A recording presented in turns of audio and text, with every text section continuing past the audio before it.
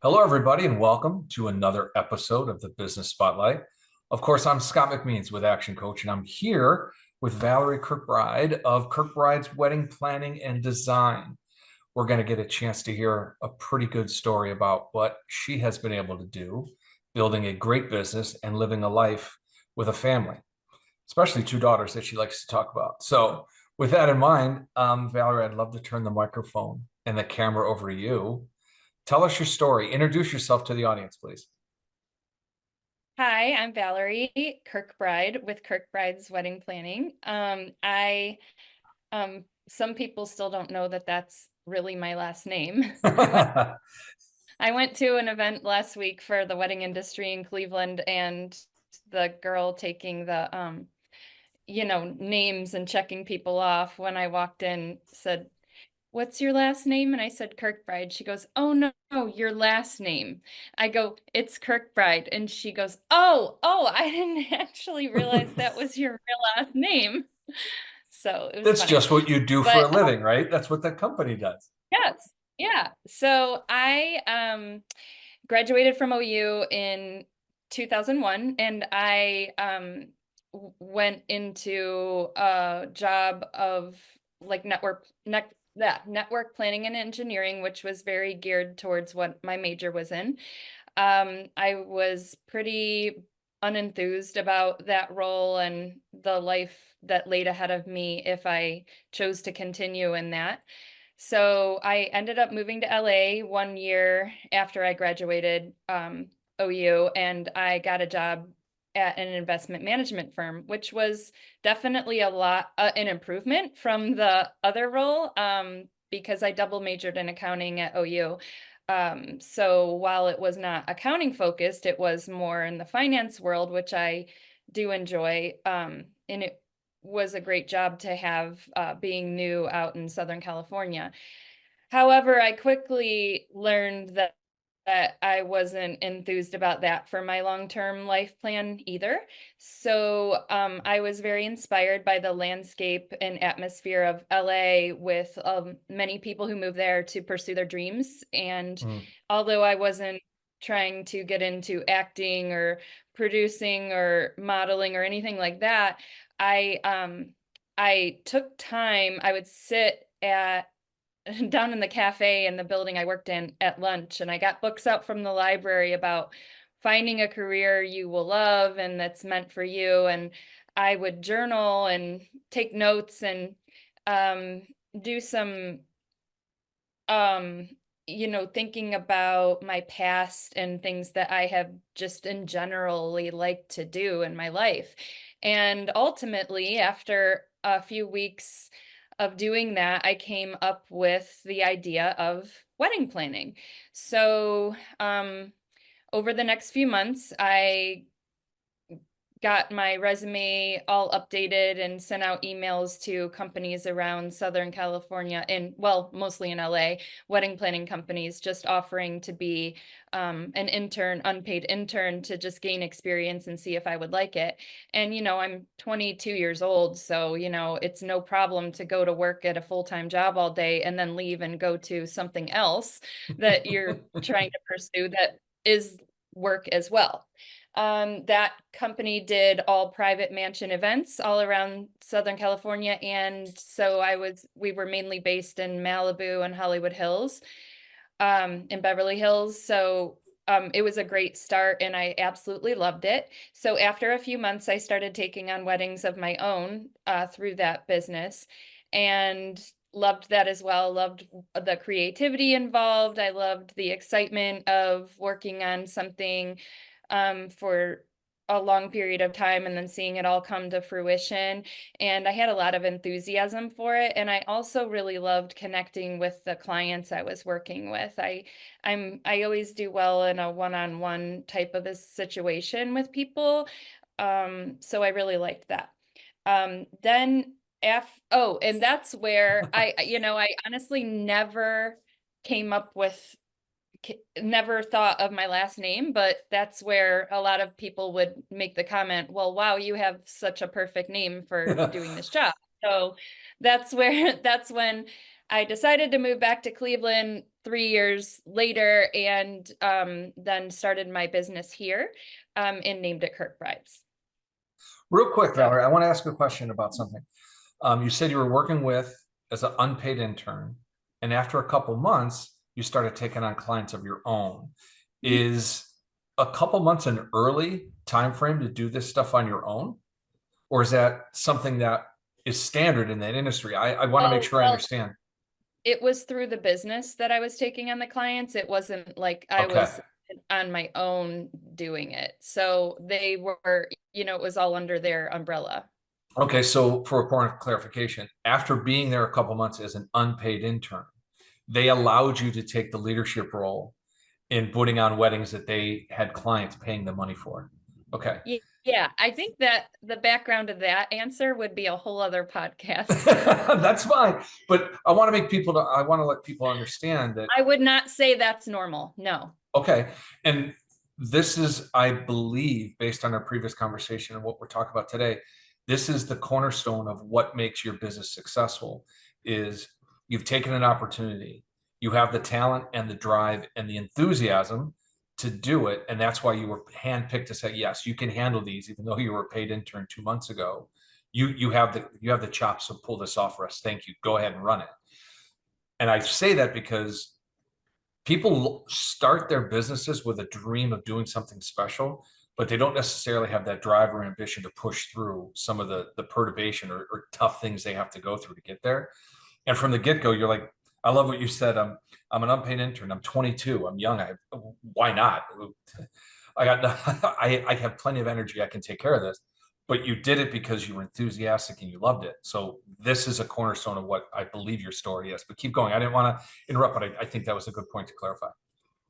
Oh, definitely. And once I got back to Cleveland and um, started working on starting my business here, I it took a while because you can't necessarily be a wedding planner and recommend venues and vendors and work with them with clients selling your services doing that if you don't know any of the Yeah. vendors or venues. So it took me about a year to get all of that researched and formulated in kind of my own like internal database. And also, when I started my business here, I was still young and naive. So I was 26 and I didn't really think about the implications of starting a business, if that makes sense. My goal in starting the business was to just create a job for myself that I would love because there's nowhere to go to work or apply to work to be an independent outside wedding planner for people. You can go work at a venue, you can go work at a florist, Yeah. you can go work at a invitation studio, but you don't there's where do you go to do that job? That's a different job than working at a venue, doing all the weddings that they have there, or a country club or a hotel. Right. So that was my goal. I just wanted to do the job.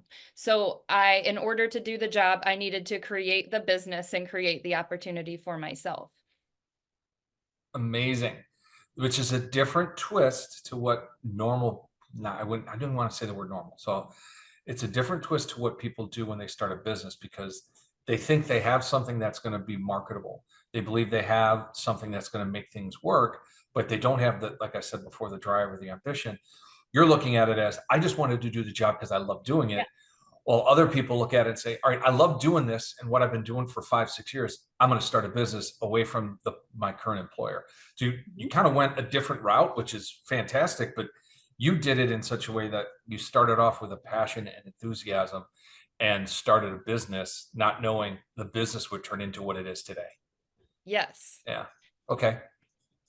And Keep going. I love it. so when I got back, my initial thought was, oh, I'll start this doing private residence events again, because when I was in LA, I never touched a hotel, country club, or venue wedding. It was all at unique venues Okay. and such. So I'm like, oh, well, that's cool. Like Cleveland is a cool, great city on the lake. I'd been away for so long. I felt like it had a lot of potential, but I then I also was in a bit of culture shock coming back to the Midwest from the West Coast, learning that no, people don't really want 250 people at their house walking through their grass and using their bathrooms to make a profit on their beautiful properties. So then it just kind of moved into, okay, I'm doing high-end weddings. So it was only me in the beginning, and then I added some people on my team just to work the wedding days, one of which is one of my best friends, and still to this day, almost 20 years later, still works on our wedding coordination team, Janine. And everybody knows her. Anybody who's had any experience with Kirkbrides on the wedding days knows Janine. She's a lovely woman from Australia, and she is so eloquent and amazing, and does such an amazing job on all of our weddings that she works. So she's like our secret weapon. Um, That's so great. then go Well, ahead. real quick, um, I take it as Janine is a testimony to you because you're best friends and she's remained working with you for 20 Right. years and is still a best friend. So Mhm. clearly you're doing something right. You're running a Yeah, business that, right? I would You're say running she's a one of the business that biggest allows that to cheerleaders happen. I've had. Say it again. Sorry, I would say she's one of the biggest cheerleaders I've ever had with the whole growth of this business. Perfect. Um, No, it's great. Like I said, it's a good testimony to you that you have a friend for 20 years that works for you. So not only you're a great person that keeps good people around, but you're a good business person that understands I'm going to keep good people around because it makes the business easier to run. Great lesson for people out there. So keep going.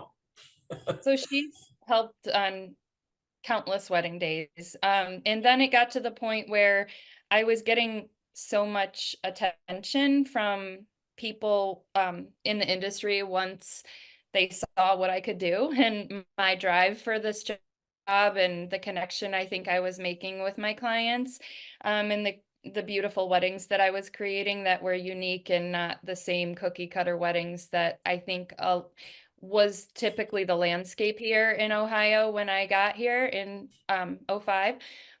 But then so there was a high demand for our services, and then I started adding, I would get many, many emails from people wanting to work for me. And so then I ended up adding more planners from there and teaching them what I was doing, and then we were doing multiple weddings per weekend. So then it grew into, obviously I'm doing my job and I have a full load of weddings, but I'm also now managing the business side of things as well, because the more people you have working for you, not just assisting on my weddings, but taking on weddings for Sure. Kirkbrides, that's more work for me as the owner. Somebody has to do all of that hiring and training and scheduling and contract work and finance work and everything that goes along with it. And then I'm always a big proponent of sharing your work. So all the girls on my team know, if you don't take pictures, then it didn't happen. Don't even talk to me about it. Because Love you that. have to make sure that people see what you did.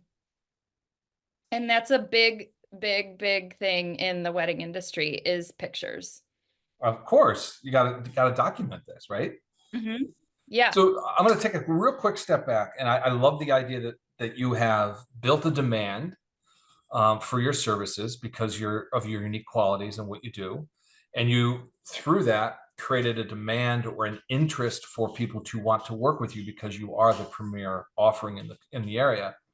What is it about Kirkbrides that makes you so unique? What's the differentiator? What's your value proposition that allows you to be the top or the premier echelon wedding planner and design company? Um, well, fast forward to now, I have a list of things that I made a note about, but that all of our planners share with potential clients as well. Since at this point, we currently have 10 planners, and we also I don't plan anymore. I haven't for almost 10 years. I just manage the business. So I think our customer service and our dedicated team is second to none. All of our employees really, really do care about our clients and have a lot of empathy and patience with them in their experience of planning a wedding. We go through a rigorous hiring and training process with all of our coordination team. So we don't just like throw out a post on Facebook saying, "Hey, we need some people to help us with a wedding this weekend," or asking, my group of cousins to help. These are people who are legal employees of Kirkbrides who have we have a full training process that they go through, and it shows, I think, on the wedding days. We have a lot of really amazing internal processes that our whole team uses, similarly, as well as backup processes in case something were to happen to somebody scheduled on a wedding. And so when you're working with like somebody who's just like a one person show, what are you going to do if, they have a life event pop up? Um, Yeah.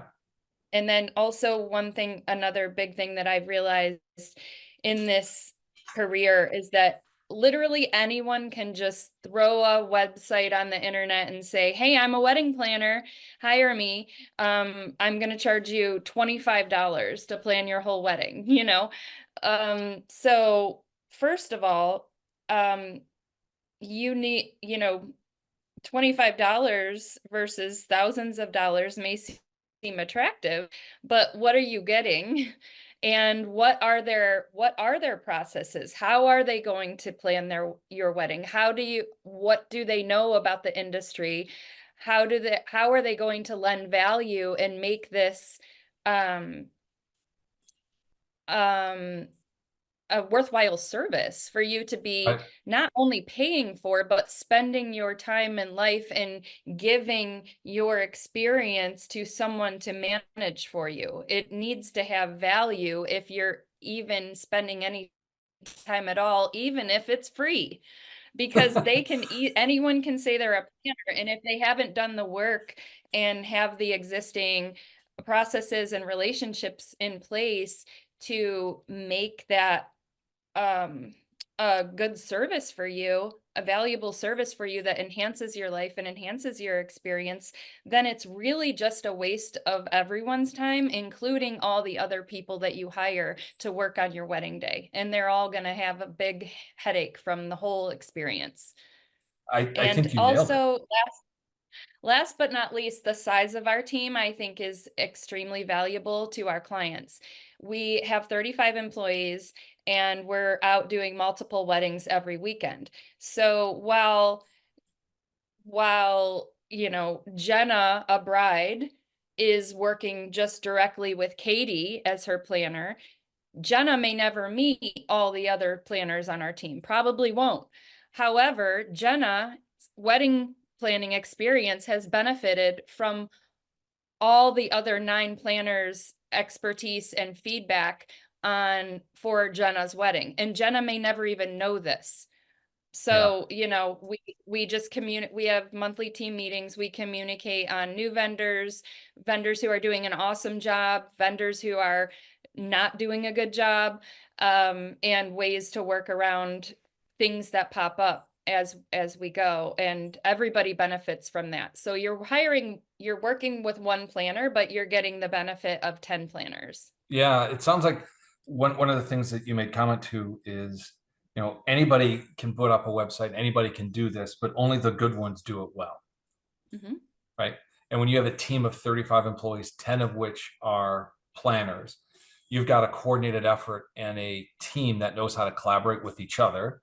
And the relationships that you've built over the last so many years, if something does fall through the cracks, there's somebody in your organization that knows how to hold that net and catch it and know exactly who to go to in your vendor network to say, here's the situation. We need to go to plan B, go. And they just pull the trigger and go because they know how to serve you, because you know how to serve your clientele.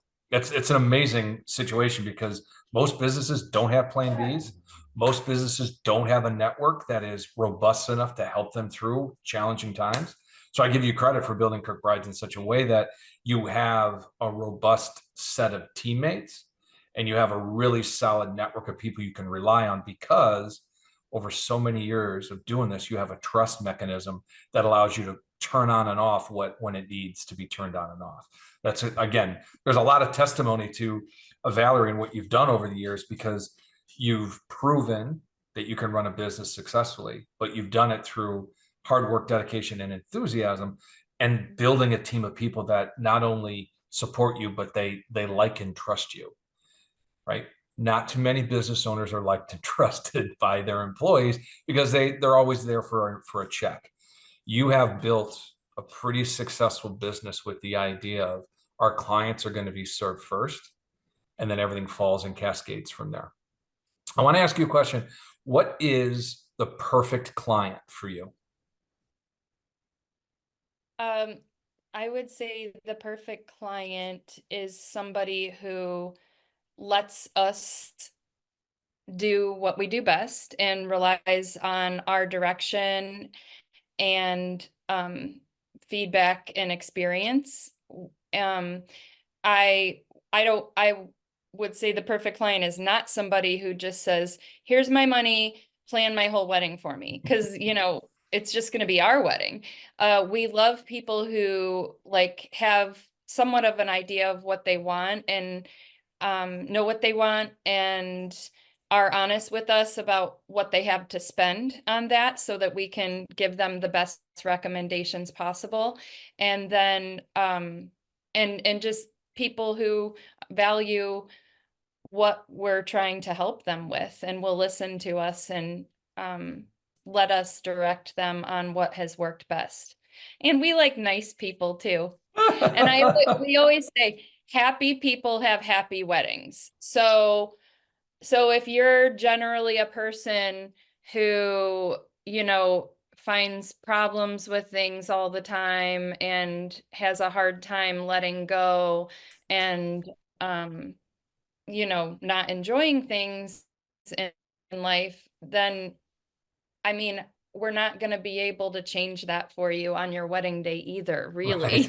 I mean, most of our clients are really happy on their wedding days, but like however you are in your normal life is how your day is going to be too. So, people who just know how life goes and know that although this is the biggest day, it still is another day in the reality of life. Yeah, no, it's a great point. But when people trust us to do our jobs, that's the best output, the best Scenario. result. Yeah, Yeah, you yeah. made a comment. I think it's really important to recognize as a business owner, your perfect client isn't the one with all the money. Your perfect client is the one that is collaborative and wants to work with you because they, again, know, like, and trust you to do what they've hired you to do. So tons of great lessons, Valerie. I really appreciate you spending time with us. I cannot believe we've gone through over 30 minutes already. So I great know. message. We We could will talk for get you on 3 hours. another episode. We will get you on I would another love episode that. because there's plenty of stuff here. Great conversation. I look forward to having people take advantage of getting to know you and finding So ways to get in much. touch with Kirkbrides, because this has been a great experience. So thank you very much. Thank you so much. It was so fun to talk about all of this. My pleasure. We'll talk soon on the next episode of the Okay. Business Spotlight.